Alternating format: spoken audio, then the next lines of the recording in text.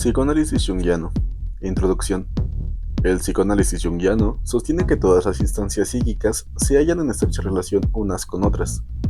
La descripción aislada de un concepto solo ofrece de éste una visión forzosamente parcial, debido a que no tiene en cuenta las relaciones dinámicas con otras instancias, ni, tampoco, con la totalidad del sistema psíquico en su conjunto. Todo está ligado, y todo se halla en movimiento. La lectura solo adquirirá verdadero sentido cuando el texto haya sido leído por entero. Además, Jung no cesa de afirmar que el encuentro con la psique supone una experiencia que se produce tanto en la mente como en el corazón, es decir, en el intelecto a la vez que en lo emocional. Este hecho exige una escucha circular, a modo de espiral. La comprensión intelectual resulta enriquecida por la resonancia emocional. De aquí una confrontación interior que, a su vez, conduce a la profundización de la comprensión.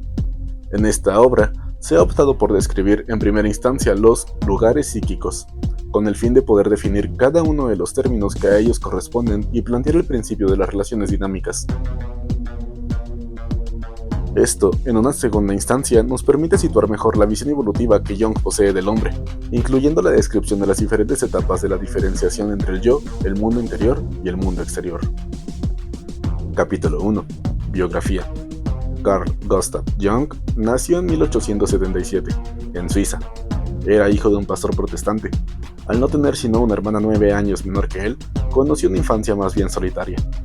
Después de finalizar la enseñanza secundaria, Jung inició estudios de medicina en Basilea, y solo al llegar a los exámenes finales de carrera conoce mejor la psiquiatría y decide orientarse hacia esta. Pronto se convierte en ayudante, y luego en jefe, del laboratorio de psicopatología del célebre hospital psiquiátrico de Burgosli, cuyo médico jefe era en ese momento Eugen Bleuler. Su experiencia profesional le conduce a enfrentarse con la enfermedad mental, especialmente con la demencia precoz. Su primera obra, publicada en 1907, lleva por título Psicología de la demencia precoz. Algunos títulos de Jung en castellano, citados a lo largo de esta obra, corresponden a ediciones de Fondo de Cultura Económica, México; Losada, Buenos Aires; Monte Ávila, Caracas; Paidós, Barcelona; Santiago Rueda, Buenos Aires; Seix Barral, Barcelona; y Sudamérica, Buenos Aires. Nota del traductor. Jung es uno de esos primeros médicos que se interesan en el delirio de los enfermos mentales, considerando que dicho delirio posee sentido en el historial del paciente. La escucha atenta le permite establecer a sí mismo un vínculo de similitud entre ciertos delirios y mitos, cuentos o leyendas desconocidos por los enfermos. Esta relación, profundizada y verificada mediante múltiples observaciones, se sitúa en el origen de la noción del inconsciente colectivo. El encuentro con Freud, en 1907, tuvo lugar después de un intercambio de correspondencia particularmente intenso y cálido. Jung se incorpora entonces a la categoría de los primeros psicoanalistas. Será en 1910 el primer presidente de la Asociación Psicoanalítica Internacional. Muy pronto, Freud considera a Jung su delfín y le impulsa a tomar pacientes en análisis como clientela privada.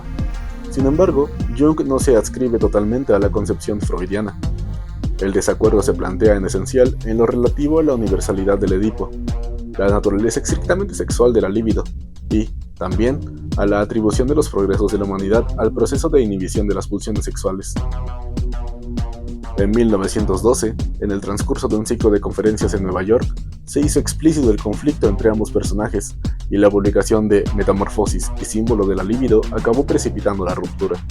En su primera publicación psicoanalítica, Jung formula la hipótesis del inconsciente colectivo, que sostiene con un profundo estudio de la mitología, así como con la concepción de la libido en tanto que energía psíquica, y con la idea de que la sexualidad no constituye sino una vía de expresión más entre muchas otras. Rechazado por el mundo del psicoanálisis y por el de la medicina clásica, Jung abandona a partir de ese momento toda tarea profesional, aparte de sus consultas privadas. Su actividad terapéutica adquiere el nombre de psicología analítica, en sustitución del término psicoanálisis, reservado por Freud para su técnica referida a la universalidad del Edipo. Este periodo de repliegue, que se extiende de 1913 a 1917-1918, conduce a Jung a explorar en profundidad las manifestaciones del inconsciente a través de su propia confrontación y la de sus pacientes. a partir del análisis de los sueños, pero ofreciendo igualmente todo tipo de vías de expresión: escritura, dibujo, pintura, escultura, juegos con arena. A esta técnica la denominará imaginación activa. De sus investigaciones y observaciones surgirán numerosas obras: Psicología del inconsciente, Siete prédicas a los muertos, La función trascendente. Pero, sobre todo, reúne en este periodo muchas observaciones, escritos y actuaciones que habrá de elaborar en obras fundamentales publicadas en el periodo de entreguerras.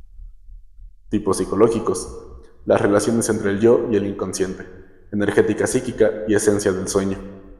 A partir de 1920, ampliando el campo de sus terapias y su enseñanza, Jung realiza numerosos viajes por el norte de África, Nuevo México, India, Egipto, Palestina, con el fin de encontrar formas de expresión del inconsciente en otras sociedades y otras culturas. Sus estudios comparados tanto a nivel de las culturas como, paralelamente al de la historia de los mitos y las religiones, refuerzan la hipótesis de la existencia de un inconsciente colectivo al que se vinculan el inconsciente individual y lo consciente. En sus investigaciones en textos gnósticos de 1918 a 1928 y luego en los de alquimia a partir de 1928, El secreto de la flor de oro, Jung encontró afirmación e ilustración del proceso evolutivo común a todos los hombres, al que denominó proceso de individuación. La simbólica y la dialéctica alquímicas habrán de servir de modelo a la exploración de la psique, psicología y alquimia, la psicología de la transferencia. Ella ilustra la descripción de la confrontación entre consciente e inconsciente, que se produce en todo análisis psicológico, mediante el reconocimiento de la sombra, mediante el descubrimiento y la integración del ánima para los hombres y del ánimus para las mujeres, y la intuición de la totalidad psíquica, el sí mismo. Jung pasará el resto de su vida profundizando en la exploración de los dinamismos en juego en el funcionamiento psíquico.